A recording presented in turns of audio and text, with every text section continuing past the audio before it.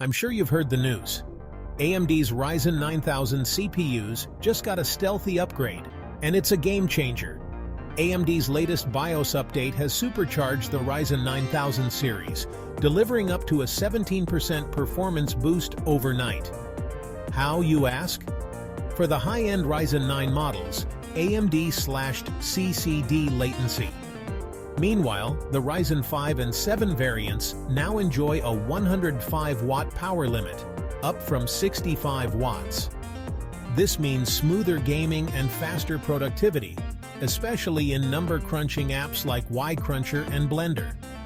All you need is the latest BIOS and Windows updates, and bam! Instant performance boost. No new hardware required.